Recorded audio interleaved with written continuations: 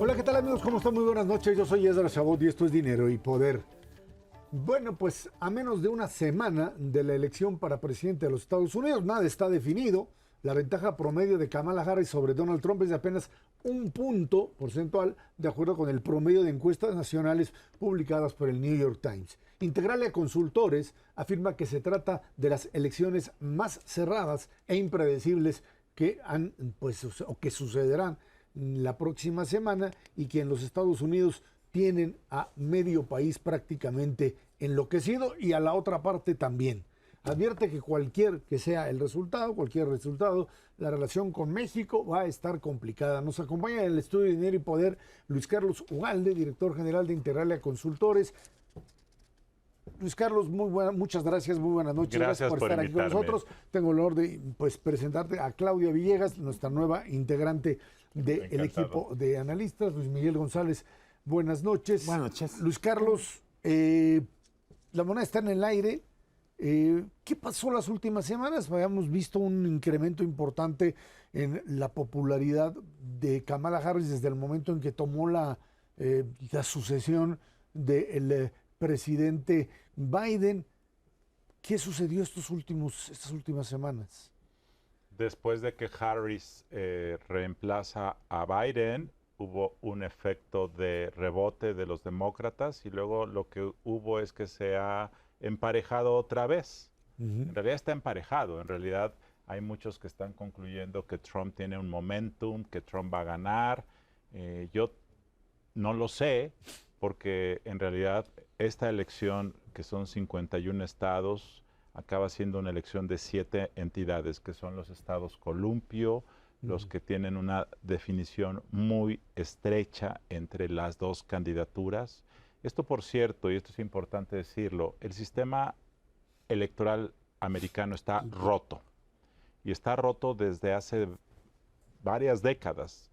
En 2000, cuando Gore gana el voto popular y pierde la elección al colegio electoral por una votación en un condado de Florida, el sistema ya se había roto.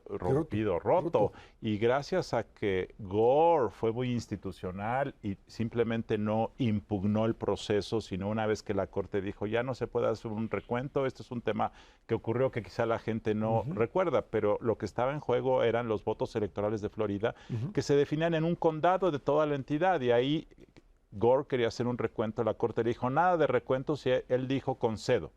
Pero el tema es que está roto y sigue roto y va a seguir roto mucho tiempo. Y esta elección va a ser la más significativa de esa descompostura estructural de un sistema que sigue basándose en reglas de hace más de 200 años para elegir a la presidencia de los Estados Unidos.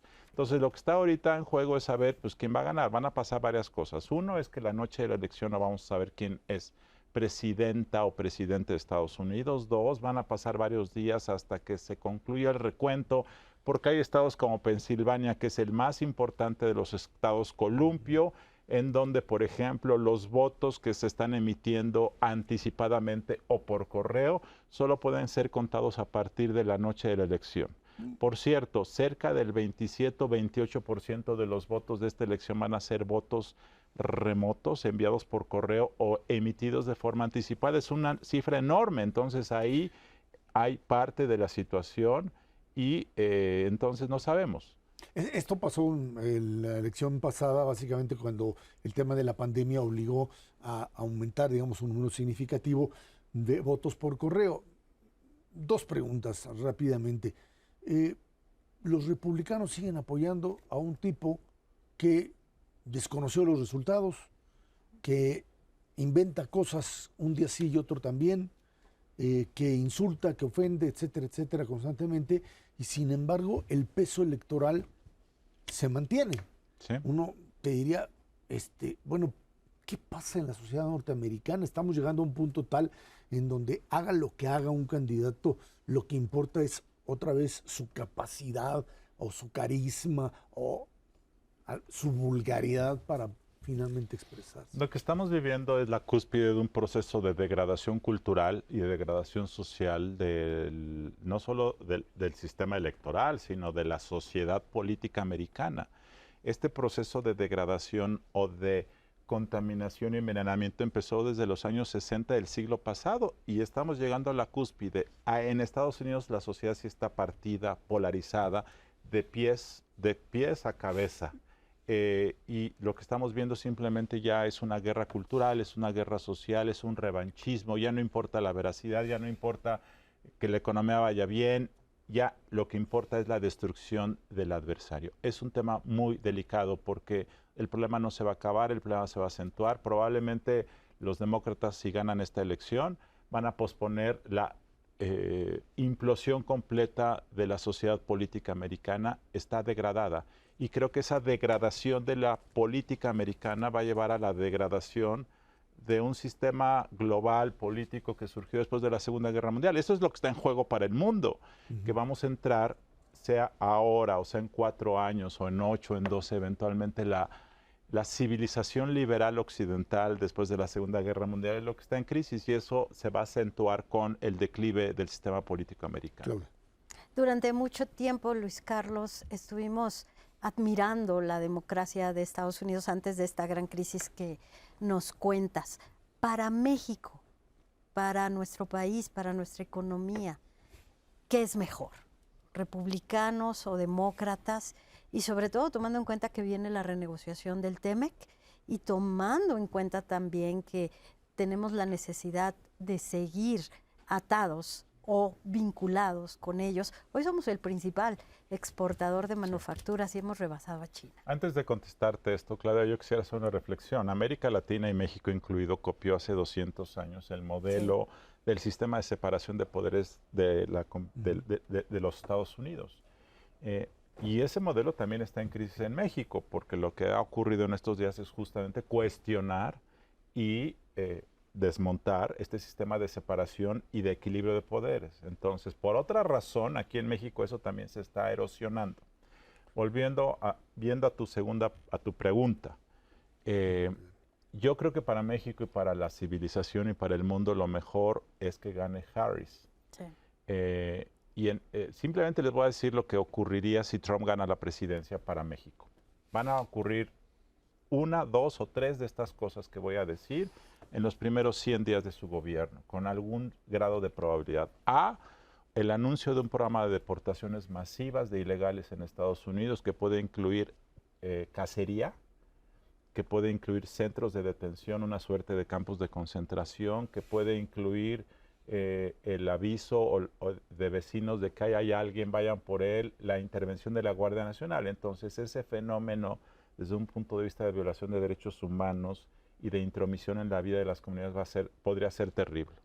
2, el ataque militar con drones a instalaciones de producción o de almacenamiento de fentanilo en Sinaloa, en Baja California, en Sonora, que puede ocurrir en las primeras horas de la nueva administración. Y 3, la imposición de tarifas arancelarias de 200% a automóviles con componentes chinos o de 10% a todo lo que se importa en Estados Unidos.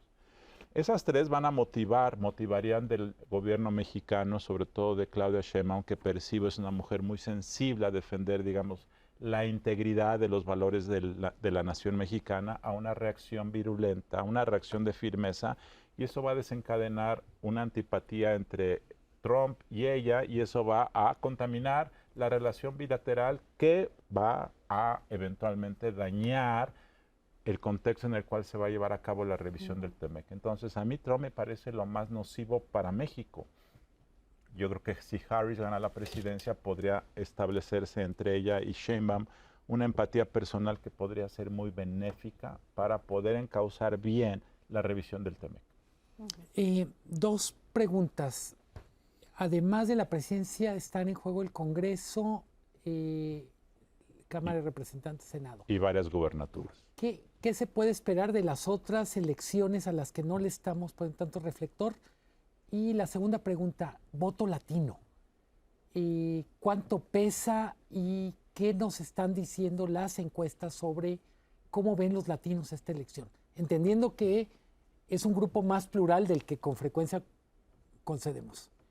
El voto latino estará más apoyando a Harris, pero no en la magnitud que se requeriría para que sea un voto decisivo. Es decir, hay un 70% de votantes que apoyarán a Harris, 75% entre los latinos y los afroamericanos, pero se requeriría que, dado el contexto, el 90 o 95% estuvieran.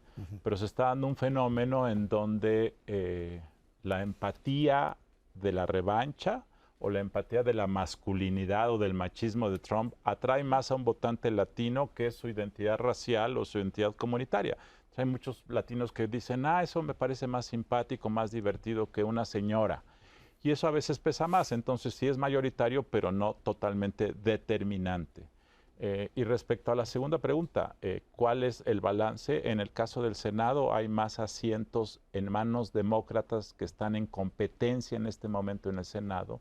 Y eso puede significar que la vulnerabilidad de los asientos pues, podría afectar más a los demócratas porque hay más en competencia que están ocupados por demócratas. En el caso de la Cámara de Representantes, está por verse qué puede ocurrir, pero claramente una presidencia de Trump con el Congreso pues, puede ser totalmente destructiva que si no tiene el control del Congreso. De cualquier manera, yo creo que si Trump gana la presidencia, Trump 2.0 es un Trump más destructivo que 1.0, porque muchos dicen, perro que ladra no muerde. En el primer periodo ladró mucho, hizo poco, pero ahora sabe más, tiene más resentimiento, está más enojado, tiene menores habilidades cognitivas y yo creo que tiene menos autocontroles. Por lo tanto, sería mucho más destructivo. Cuando aparece esta idea, que entiendo que es parte de la propaganda, pero también de profesionales que se juegan el nombre a decir, este señor está loco. Los psiquiatras o la Asociación de Psiquiátricas Norteamericana lo plantea como tal. Esto es algo que incide, digamos, finalmente en el votante americano, o no hay ya argumento de últimos días para tratar de mover este empate que parecería, pues, se inclina por lo pronto a una posible victoria trumpista. Yo creo que la franja del 5 o 6%, fíjate nada más, de los votantes independientes, sobre todo mujeres y jóvenes, que el día de la elección frente a la boleta digan, sí está peligroso este personaje. Y yo creo que todas las imágenes que han estado difundiéndose van a hacer que muchos de ellos digan, esto está muy peligroso y acaben votando por Harris. Esto a lo mejor es más esperanza que realismo, porque la mayoría de los votantes de Trump están envenenados, están enojados, quieren venganza y todas estas consideraciones de que está loco no importa. Porque, bueno, pues muchas de estas personas están anímicamente así, no de esta magnitud. Entonces yo creo que la verdad no importa, pero yo sí creo que hay una franja del 7 o 6% del electorado independiente que sí va a tomar eso en cuenta.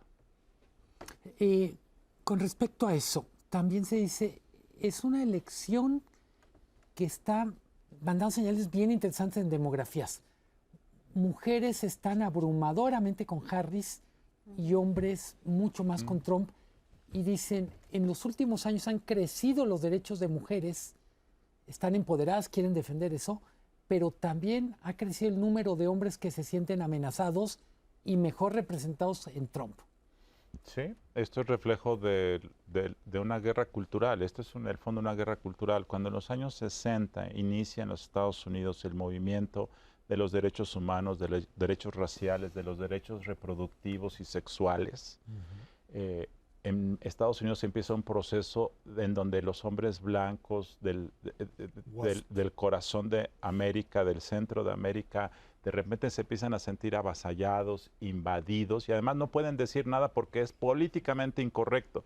Y esta cultura liberal de lo políticamente correcto y de los derechos humanos invadió el enojo hasta que llegó alguien como Trump que dijo, al carajo esto, tenemos derecho a defendernos y hacer la venganza y en acabar con estos liberales intelectuales. Que pasan a ser comunistas, digamos. Que además son comunistas, son la izquierda liberal, y entonces es una reacción cultural, es un reempoderamiento, vamos a tomar lo que nos pertenece. Por eso es que todos los hombres, trabajadores, que además sienten que su estabilidad laboral ha estado en riesgo por la tecnología y por las crisis económicas, son los que están más enojados y Trump los ha representado. Luis Carlos Ubaldo, antes que terminemos este año, Integralia Consultores cumple 15 años, ¿qué van a hacer? Vamos a hacer una fiesta a la cual todos están invitados. Pues, me parece muy bien. Pero no, vamos a hacer varios festejos, pero uno muy interesante al que invitamos a la gente que nos ve. Estamos haciendo un reto Integralia, que es un concurso. Queremos pensar cómo analizar la política con instrumentos tecnológicos del futuro. En este momento en México hay un buen humor social, la gente está contenta y está optimista, fíjate, a diferencia de Estados Unidos, en México hay un buen clima social, la gente está contenta y queremos entender cómo con la inteligencia artificial y la ciencia de datos se puede entender mejor la variación en el humor social de la gente. No solo encuestas, sino esto, y ojalá la gente entre en la página de Integralia para ver las bases de este concurso. Muchas gracias, Luis Carlos Gracias a Ubaldo. ustedes. Vámonos a una pausa. Esto es Dinero y Poder.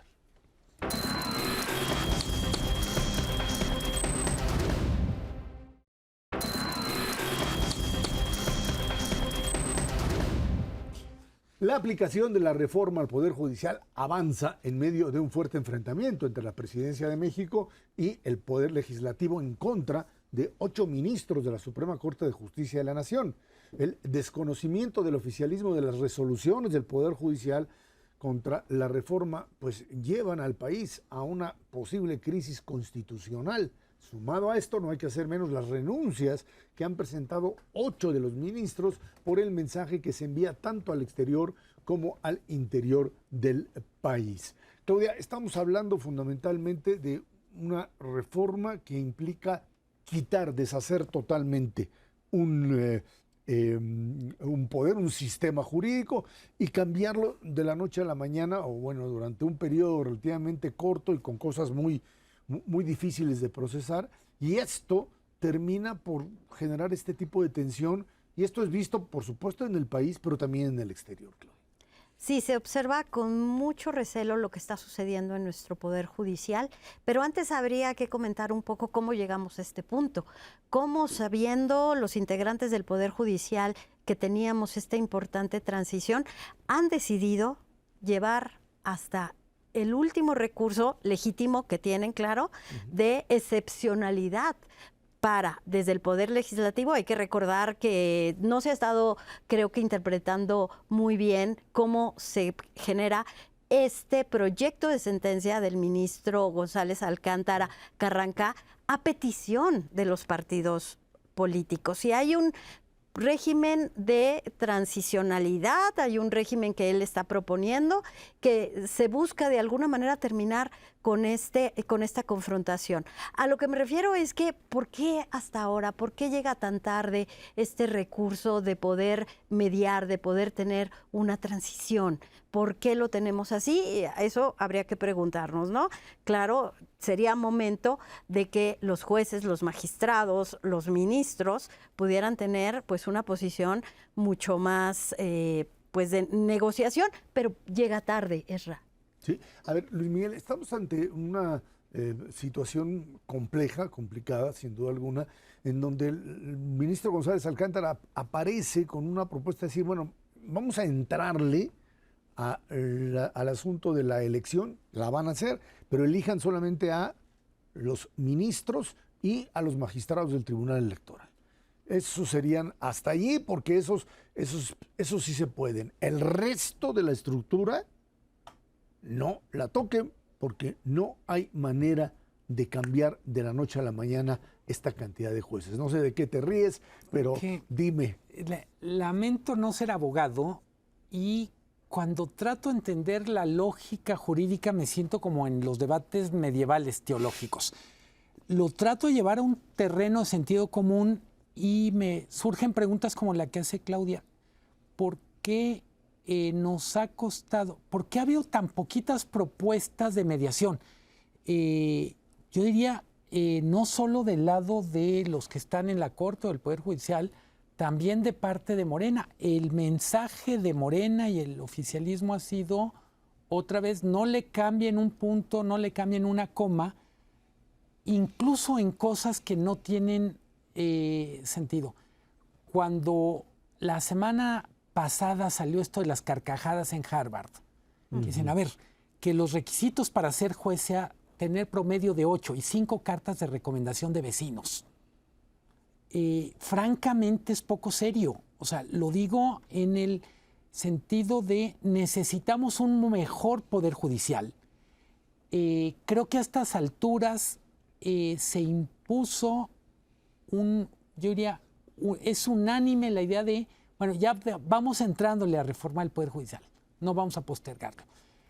Pero ahí surgen muchas cosas que, insisto, yo no lo veo con ojos de abogado, lo veo con sentido común. ¿Cuánto tiempo debería llevarse una reforma tan ambiciosa como esta para salir bien? ¿Cuánto dinero cuesta? ¿Cómo hacemos para que el conocimiento que tiene la gente que trabaja en el Poder Judicial, los que tienen experiencia, nos ayuden a entender qué se puede y qué no se puede hacer? ¿Cómo hacemos para mantener algo que estaba en esencia en la Suprema Corte, como existe en muchísimos países, que es una instancia de control constitucional? No solo es revisar los procedimientos en el que el legislativo toma decisiones, sino cuestiones tan simples como decir, oye, esto que estás queriendo hacer es incompatible con esta otra parte de la Constitución. Me parece que seguimos en el mismo punto en el que arrancamos, y es dónde poner la voluntad del pueblo con saberes técnicos, con todo lo que tiene que ver con la ética específica de un grupo de profesionales, lo que llaman en ética la deontología jurídica. O sea, no se puede simplemente armar un equipo de jueces de la noche a la mañana a partir de que tengan un buen promedio y que hayan salido de la escuela de Derecho. Entiendo que eso es parte, digamos, de algo que pues estaría definido básicamente como una especie de, no mecanismo espontáneo, no de allí, pero me parece que es algo así como no tener preparado el escenario para la sustitución. Estás quitando a unos jueces que tienen expedientes, que tienen casos, y estás metiendo a otros que no tienen la experiencia, que es lo que dice Luis Miguel, Claudia. Y en ese sentido, el desorden que se puede generar o se está generando es algo que puede complicar, ya no digo las cosas del exterior, que ese es además otro problema más grave, sino incluso internamente el manejo de todo este proceso, no solo penal, sino también civil, que de alguna manera termina afectando a millones de personas, ¿no? Sí,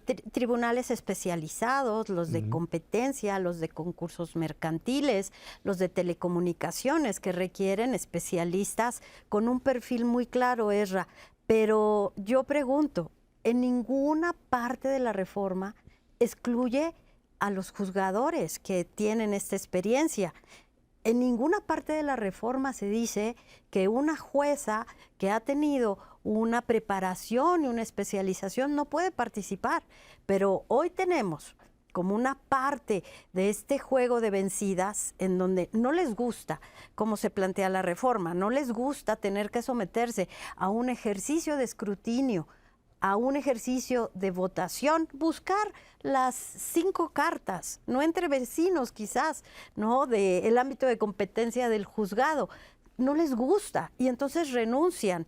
Y entonces uno se pregunta, ¿por qué esa decisión de no acatar una reforma que a lo mejor en la parte reglamentaria podrías ir afinando, definiendo, buscando incluso otros temas como recursos para tener tribunales con una justicia dúctil en donde tuviéramos también recursos en telecomunicaciones? ¿Por qué renuncian, Ezra? A ver, yo creo que esto tiene básicamente dos cosas. Uno es el hecho de que, pues, si lo vas a lanzar, si lo vas a manejar en términos electorales, o sea, que vas a tener que irte a un proceso electoral, esto implica básicamente que tienes que jugar con algún partido político. Esto que los partidos políticos no están, y pues ¿quién va a armarte la campaña? ¿Por dónde la vas a empezar?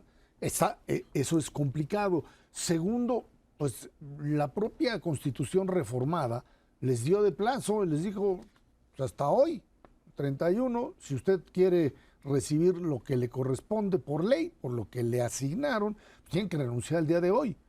A mí lo que me parece en ese sentido es que hay un hecho real, y es que no existe una interlocución entre el Poder Judicial y el Poder Ejecutivo. ¿Qué tiene que existir, Luis Miguel? Sí, y vamos a la manera en que se cocinó la reforma para concluir el sexenio pasado. A mí, francamente, me parece poco serio decir es que se lo queremos regalar de despedida al presidente López Obrador antes de que se vaya. Vamos a decir, los niños tardan 9 meses en nacer y no vas a decir, bueno, es que se lo quiero regalar a su abuelito al tercer mes porque ya se muere de ganas de ver al nieto. Pues sí. O sea, mi punto es, dice Claudia con mucha razón, ¿por qué los jueces no quieren participar en el escrutinio? Habría que preguntarles, creo que hay razones, pero también es cierto que ha habido un linchamiento del colectivo de judicial, me refiero a jueces. Todos los jueces. Se está pintando con brocha gorda como si todos fueran corruptos, como si todos fueran ineficientes. Por supuesto que hay mucha insatisfacción cómo funcionan las cosas, pero por poner un solo caso que no está en el espíritu de esta reforma judicial hasta ahorita, y es buena parte del problema de la impunidad en delitos de alto impacto, tiene que ver con el mal funcionamiento de las fiscalías. Claro. Y eso no se toca. En ese sentido, a mí me parece, decía ahorita Claudia, usa una palabra que yo diría, palabra mágica, ductilidad, o sea, es decir, vamos a necesitar convertir esto en algo más flexible, pero flexible no solo con las fuerzas que están al interior del gobierno y de la 4T, hay muchos profesionales del derecho que dicen aguas con esto, aguas con aquello. ¿Dónde están incorporados? Yo insisto, me parece muy relevante entender, vamos tomando en serio la voluntad del pueblo, pero también vamos tomando en serio el saber técnico, las opiniones. No le puedes preguntar a un doctor en Derecho, ¿y usted cuántos votos tiene? ¿Y usted a cuántas gentes puede movilizar si se presentara en las urnas?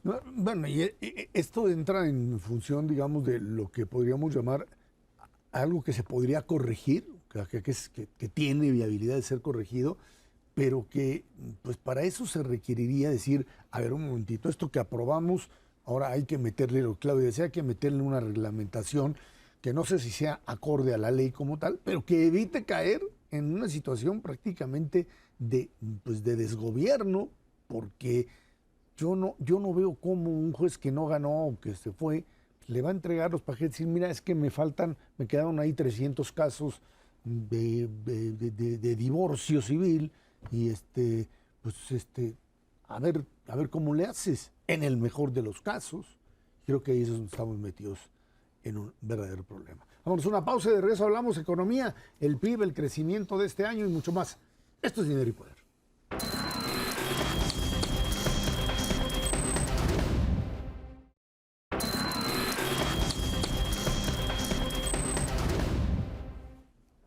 De acuerdo con cifras del INEGI, la economía del país había crecido 1.5% en el tercer trimestre del año. La estimación del instituto apunta a que las actividades primarias presentaron un crecimiento interanual del 3.8% y de un 4.6% de un trimestre a otro. Las terciarias, o sea, el tema básico de servicios, pues ahí aumentan 0.9% interanual y 1.9% respecto al trimestre anterior. Las secundarias 0.5% en un año y el 0.9% a tasa trimestral. En tanto, la balanza comercial presenta ya un déficit de 579 millones de dólares, algo muy aceptable.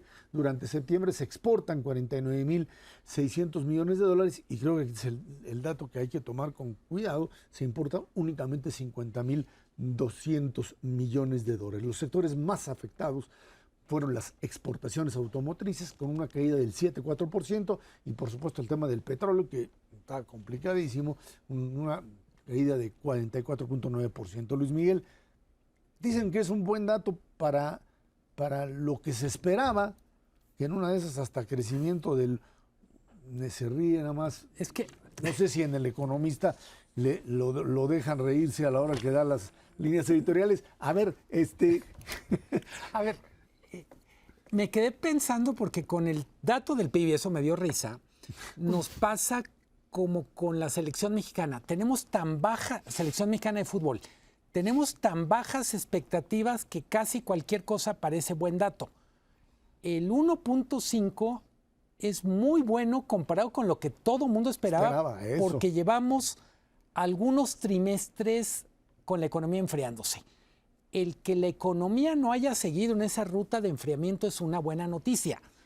El que la economía crezca 1.5 no puede ser una buena noticia, entre otras cosas porque es un crecimiento menor al de la población. Claro. O sea, si tuviéramos que reducir la economía a cosas muy básicas, es lo menos que debe crecer la economía es lo que crece la población. A ver, pero el problema de Claudia radica en que, bueno, pues estábamos cayendo y ahora tienes la posibilidad de ver un aumento. ¿Es real? ¿Es posible seguir manejando esta tendencia?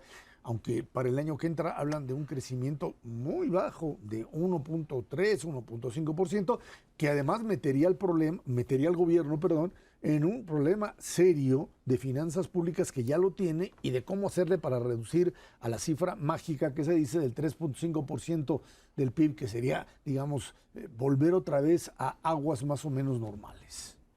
La palabra clave, me parece, Luis Miguel Hierra, es la sostenibilidad fiscal del modelo económico. Y eso solamente se logra, como bien dicen, con el crecimiento del Producto Interno Bruto, con el crecimiento del impuesto sobre la renta, con el crecimiento de los flujos importantes, porque ¿cómo se llega a este número? Se llega porque se reactivan los apoyos sociales. Tenemos pues un choque de demanda claramente, y eso lo ha dicho la Secretaría de Hacienda y lo está reconociendo. Y tenemos también el problema del cambio climático, que eso fue muy importante. Si vemos el crecimiento de las actividades primarias, básicamente es agricultura, es ganadería, es pesca, y entonces tenemos esos dos elementos. ¿Por qué los analistas se equivocan en sus pronósticos y no observan estos dos factores? Sobre todo el tema de los apoyos sociales. La dimensión del apoyo social en la economía ya supera los 700,000 millones de pesos. El próximo año, con la universalización de los apoyos para la educación, va a llegar a 800,000 millones de pesos. Ese es el problema, se puede mantener. La sustentabilidad del modelo, ¿no?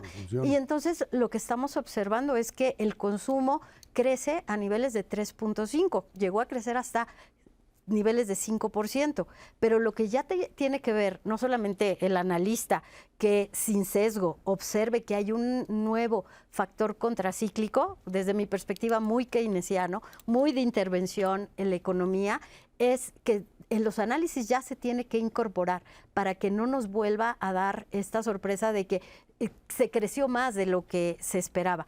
Y por el otro lado, que el gobierno, el presupuesto de egresos también contemple y que lo reconozca. ¿Cómo vamos a lograr esa inyección de dinero a la economía? Tiene un punto, Claudia. El consumo mueve mucho la economía. Más o menos el consumo privado es 2/3 del PIB. Esto es en México y es en Estados Unidos. Yo diría, no solo son los apoyos privados, son los salarios. Cierto. Y en los dos tenemos un enorme reto de sostenibilidad, o en pocas palabras, tenemos el reto de ver cómo se van a comportar en el tiempo. Tenemos, por ejemplo, las cifras de empleo en el IMSS. Está bajando mucho la tasa de generación de empleo formal, pero mejora el sueldo promedio de cotización. ¿Qué es lo que nos está diciendo? Se está mejorando los salarios, pero estamos viendo que en muchos casos no se está generando suficiente empleo.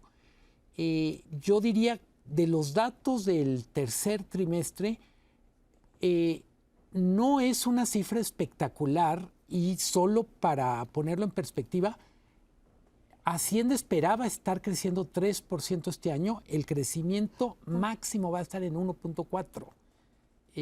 Ya prácticamente podemos ponerlo en ruta. Lo de envíos de petróleo es bien interesante. Se reduce los envíos del petróleo por dos razones. Es una decisión de política pública para abastecer la refinación, pero también se reducen porque está produciendo muy poco petróleo. Tenemos una producción que es la más baja prácticamente desde antes de Cantarell. Entonces, me gusta un poco lo que plantea Claudia, hay que entender mejor la lógica de la política social, pero del otro lado hay que ver fríamente, la economía se está enfriando. El sector manufacturero trae tasas de crecimiento muy bajo y el sector automotriz, que es el mayor dentro de manufactura, más o menos una quinta parte, está propiamente dando señales de que se acabó un ciclo muy largo de crecimiento sin freno. En todos los casos la palabra es sostenibilidad y si me apuran la pregunta es ¿cómo hacemos para que esto sea sostenible? A ver, ahí está el problema de cómo conciliamos que pues ya la deuda se fue o el porcentaje del PIB, de la deuda sobre PIB ya se fue al 54% y que tienes que bajarlo, tienes que empezar a reducirlo de una manera muy clara porque si no, ahora sí que tú te vas a estallar en las manos. Y por otro lado tienes compromisos muy establecidos de esto que Claudia dice, los apoyos sociales que van creciendo en forma, pues yo te diría descontrolada, básicamente porque no hay límite, es una transferencia directa. Y esto con una población envejeciendo, etcétera, los números no te van a dar. ¿Cómo encontramos ese equilibrio entre la necesidad de brindar apoyos sociales y volverlos, por supuesto, pues lo suficientemente sólidos, lo suficientemente viables, como para que le sirvan realmente a la gente y reciba no solamente el dinero, sino salud, educación, etcétera, que de alguna manera también conforman parte de lo que sería el concepto a lo más amplio de un programa social, ¿no? Ahí, Luis Miguel, es donde cambió el modelo. Desde mi perspectiva, tenemos una transferencia de recursos públicos al mercado interno que más o menos podría equipararse a lo que se paga por intereses de la deuda. Es como tener una hipoteca en donde tú destinas la gran parte de tu dinero a pagar la hipoteca y lo cumples y lo haces porque no puedes fallar. Pero no tienes dinero para estudiar una maestría, no tienes dinero para mejorar al generador de recursos. Creo que el gobierno del expresidente López Obrador y ahora el de Claudia Sheinbaum y la Secretaría de Hacienda en esta imagen que nos han comentado muchas veces, que son las 4 patas de lo que es el desarrollo social, pero también el dirigir dinero a la economía interna con un sentido no solamente de protección social, sino también en un sentido de generación de empleo, porque las maquinarias de la inversión privada, que son 11 veces más que la inversión extranjera directa, están siempre sujetas a estos temas de ánimo, de cambio en el humor de los empresarios, de lo que sea. El gobierno debe seguir generando empleos. Y ahí viene la lógica de lo que quedó de remanente de los 1.9 millones de pesos que nos endeudamos en el gobierno del expresidente López Obrador. Hay por ahí 400,000 millones de pesos para los procesos de construcción de ferrocarriles. Hay dinero público que va a entrar. Aquí lo importante es cómo lo hacemos crecer. Claro, cómo lo vuelves productivo y no un gasto que termine cayendo. A ver, 2 cosas. Creo que el propio gobierno enfrenta una disyuntiva. Si tiene demasiadas transferencias en programas sociales, tiene menos dinero para inversión. Y es un tema que también pega al PIB posible. Es decir, una de las razones por las que el PIB está tan acotado es porque tenemos niveles muy bajos de inversión pública. Y alguien dirá, bueno, pero no tenemos Dos Bocas, no tenemos Tren Maya, no tenemos esto. No compensan la ausencia de inversión pública en otros lados. Hay entidades federativas que no tuvieron inversión pública en el sexenio pasado. En ese sentido también hay que decir, hay un imperativo cuando hablamos de reforma fiscal, no es solo que el gobierno cobre más, sino que gaste mejor. volvemos ahí a algunos de los temas que preocupan y es cómo hacemos para que haya transparencia, haya mejor rendición de cuentas de cómo se gasta, y esa es una de tantas formas de ser más eficiente en el gasto público. Bueno, pues ahí está la discusión. Vamos a ver cómo nos va este año, más bien el próximo, que sería el complicado. Vamos a una pausa. Violencia en Sinaloa. Esto es Dinero y Poder.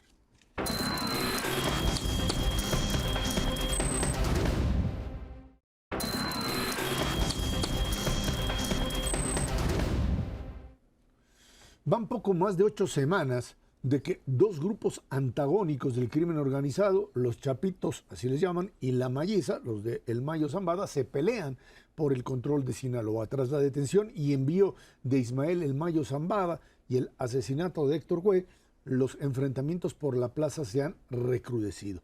En medio de esta ola de violencia, el gobernador Rubén Rocha Moya ha sido señalado de haber recibido apoyo del cártel de Sinaloa. Sin embargo, recibió un apoyo importante de la propia Cámara de Diputados, un espaldarazo de los diputados que encabeza Ricardo Morel Morena, bajo el principio de que se trata de un gobernador, dicen, legítimo y que no tendría por qué estar viviendo esto. Luis Miguel, estamos hablando fundamentalmente de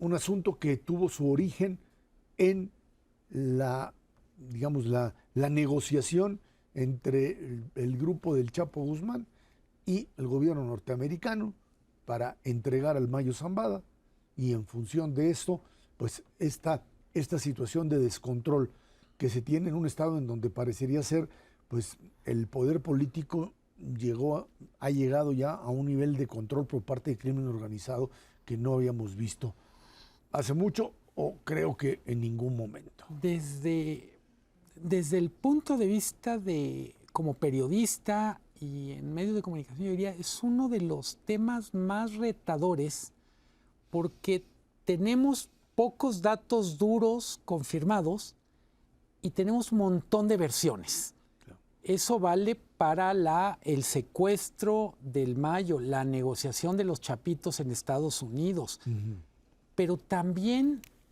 eso vale para mucho de lo que estamos viviendo como una crisis simultánea de seguridad pública y una crisis política en Sinaloa. Del otro lado, me preocupa lo más grave que está pasando en Sinaloa es la ruptura de la normalidad. Para muchísima gente de Sinaloa, cosas tan absolutamente normales como ir a clases, ir a una tienda y regresar a casa, ir a un restaurante, no están siendo parte de su vida cotidiana. Entonces yo diría, el recuento de lo que pasa en Sinaloa no es solo cuántos muertos van desaparecidos, con todo lo lamentable que sean esas estadísticas, sino cuántas personas no están pudiendo hacer cosas como ir a clases. La suspensión de clases presenciales es gravísima, entre otras cosas por temas de salud mental. Me parece que es una crisis enorme. Creo que si solo fuera Sinaloa podríamos estar más tranquilos. El problema es que hay varios focos en el territorio nacional. Claudia, el gobierno de Claudia Sheinbaum lo que ha establecido a través del secretario de Seguridad Pública, Omar García Harfuch, es un intento de cambiar la estrategia y decir, vamos primero por tratar de controlar, o sea, de presentarle, sí, un frente al crimen organizado. No quieren hacer, por supuesto, paralelismos con Felipe Calderón ni nada por el estilo, pero lo cierto es que ante situaciones como la de Sinaloa, la necesidad de que una fuerza pública esté ahí presente y pues ver qué pasa con un gobernador que, pues si no está con ellos, no funciona. O sea, ese es el viejo argumento de, bueno, pues si sabía, pues es un crimen, y si no sabía, no te digo lo que es, pero pues obviamente está en esa disyuntiva, ¿no? Vimos al fiscal Hertz Manero en la conferencia de la presidenta Claudia Sheinbaum. Creo que esa es una señal, más allá de lo que dijo, porque resultó muy descorazonador para los periodistas observar que no tenía o no quería dar información. Ya le solicitamos al gobierno de Estados Unidos que nos explique por qué se dio este secuestro. Lo dijo contundente, que fue un secuestro. Ahora sabemos que para las autoridades estadounidenses sería muy importante que no se tuviera un proceso de extradición formal porque les permitiría llevar el recurso de sentencia en contra del Mayo a niveles de cadena perpetua, incluso de pena de muerte, porque si hubiera sido un proceso de extradición no se daría así. Pero verlo ahí me pareció que fue muy contundente la señal que envió la presidenta. Vas a dar resultados y vas a dar la investigación, porque vimos navegar al fiscal de una manera pues lamentable para la población, porque como decíamos sobre el tema judicial, creo que es muy importante saber cuál es el papel de las fiscalías, cuál es el papel de los ministerios. Que eso no está en la reforma judicial. Que eso no está, pero cerraría mi comentario diciendo que coincido con lo que dice Luis Miguel, es lamentable y doloroso que se esté de alguna manera encapsulando este tema cuando vemos publicidad del gobierno de Sinaloa diciendo que hay inversión, que el Estado está bien. No, señor gobernador, el Estado no está bien. La gente necesita normalidad, los chicos necesitan salir a hacer sus actividades. Y lo comento y me causa mucha tristeza que esté pasando esto. A problemas excepcionales, soluciones excepcionales, pero hay que tenerle paciencia a la presidenta Sheinbaum. Insisto y cierro, el hecho de que hubiera estado ahí Gers Manero a mí me da la esperanza de que vamos a tener resultados. A ver, se trata de resultados que tendrán que darse en el corto plazo y en donde obviamente la gran apuesta de la presidenta Sheinbaum está en García Harfuch y en sus contactos o conexiones con el Ejército y la Marina, porque ahora son básicamente las fuerzas a partir de las cuales se tendrá que enfrentar de manera directa, hay que decirlo, a un crimen organizado que ha llegado, por lo menos en el caso de Sinaloa y otros más, a niveles de poder que no habíamos visto en muchísimo tiempo, sino es que nunca lo habíamos visto. Totalmente. Yo veo una parte de la solución pasa por que el Estado mexicano se imponga en una batalla por el control del territorio. Evidentemente, uno de los problemas que hay ahorita en Sinaloa es el territorio que está en disputa entre dos grupos que lo controlan. Y lo primero que uno esperaría es que el Estado mexicano recupere el control de ese territorio. Luego tenemos otra parte que pega con lo que hablábamos hace rato de la reforma judicial y es ¿cómo la solución a esto pasa por un tema judicial? ¿Quién tiene que ir a la cárcel? Cuando dicen, se destituyó a la fiscal de Sinaloa porque se inventó el escenario, la escena del asesinato del exrector. O sea, me parece que es uno de los grandísimos escándalos de los últimos años. Que una fiscal hace un video como de estudiante de prepa para decir, ahí está la imagen del asesinato del señor Cuen, y lo único que hacen es, te tienes que ir a tu casa porque, eso es cárcel. Es el tema de la impunidad, que es finalmente Pero impunidad en este caso, ya no hablamos de la impunidad solo de los grupos criminales, de una funcionaria que conspira para ocultar los hechos. Y tenemos la otra parte que es una cosa que desconcierta o desconcertaba mucho. Sinaloa tenía números en términos de violencia y normalidad espectaculares. En los últimos 15 años había bajado sistemáticamente el crimen. No era uno de los estados más violentos. Podemos suponer a partir de lo que estamos viendo que había Pax Narca. La solución no puede ser el regreso a otros años de Pax Narca. Ahora, más rápidamente, al final, el problema radica en que se trata de un caso que es federal, es un asunto federal, pero que no se resuelve si no se tiene el control específico del Estado por parte de los gobiernos locales. O sea, volvemos otra vez a la gran discusión sobre si esto se resuelve con solamente el Ejército y la Fuerza Armada o requieres recuperar tejido social. O sea, recuperar a la gente que además se identifica con las causas del narcotráfico y que definitivamente nos pone en una situación muy, muy complicada, Claudia. Sí, sin duda lo que ha pasado, sin importar si la franquicia es panista, si es de MC, si es de Morena, es que los gobiernos estatales tienen que asumir su responsabilidad. Por eso fue tan, insisto con esa palabra, descorazonador, ver al gobernador con el poder legislativo, cuando uno esperaría que el poder legislativo reclamara o mínimo estuviera pidiéndole rendición de cuentas a un gobernador que lo está haciendo mal. ¿Dónde están los legisladores de su estado? ¿Dónde está la responsabilidad? Y creo que si nosotros observamos que la fiscalía es independiente, pero tener ahí al fiscal Gertz Manero dando una respuesta. Espero que les haga mucho caso. Muy Rapidito. breve y para terminar. ¿Se vale en este momento pensar en votaciones de jueces en Sinaloa con las cosas como están? Sí. Muchas gracias Claudia, gracias a Luis Miguel, gracias a usted que nos ve y nos escucha todos los jueves aquí a las 10 de la noche en Dinero y Poder. Por nuestra parte, otra vez, muchísimas gracias y muy buenas noches.